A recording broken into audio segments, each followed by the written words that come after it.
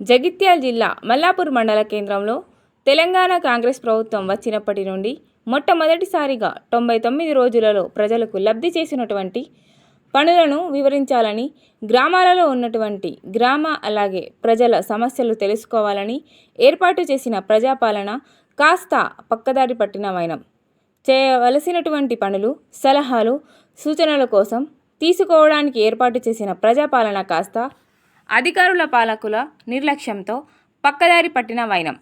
వివిధ శాఖల అధికారులు నిర్లక్ష్యంగా లేటు రావడం, మరికొన్ని శాఖల అధికారులు పూర్తిగా రాకపోవడం మల్లాపూర్లో గ్రామ ప్రజల అసహనం వ్యక్తం చేశారు.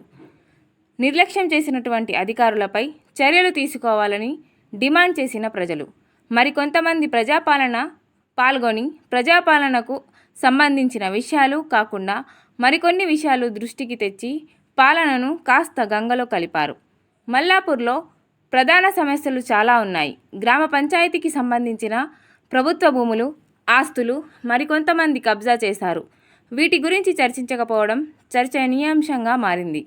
ముఖ్యంగా ప్రధాన సమస్య పిచ్చి కుక్కల సమస్య, కోతుల బెడద ప్రధానంగా పందులు. వీటిపై ఎలాంటి చర్చించకుండా ప్రజాపాలన కాస్త ముగిసింది.